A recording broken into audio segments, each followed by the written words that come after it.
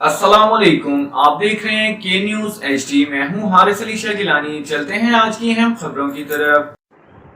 हर खबर पर नजर हमारे साथ रहिए। रुक करेंगे जैकबाबाद का। जैकबाबाद में सुल्तानकोट और आबाद स्टेशन के करीब रेलवे ट्रैक पर धमाके के नतीजे में जाफर एक्सप्रेस की 3 बोगियां जद में आ गईं।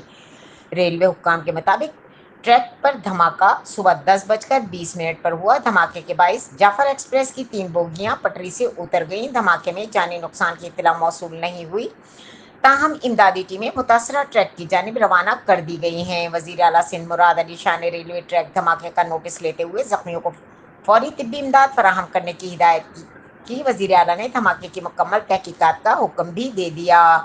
वजीर आला सिंध को ब्रीफिंग में बताया गया कि धमाका उस वक्त हुआ जब ट्रेन ट्रैक अबूर कर रही थी, जिसमें मुतअद्दिद अफराद जख्मी हैं। खुशकिस्मती से कोई जानी नुकसान नहीं हुआ। रेलवे ट्रैफिक मुतासर होने से दीगर ट्रेनों की रवानगी आर्जी तौर पर मुअत्तल। वजीर आला ने हुक्म दिया है कि वाक़े के जिम्मेदारों को कानून के कटहरे में लाया जाए। उन्होंने कहा कि धमाका रियासत के खिलाफ कार्रवाई है, किसी को माफ़ नहीं किया जाएगा।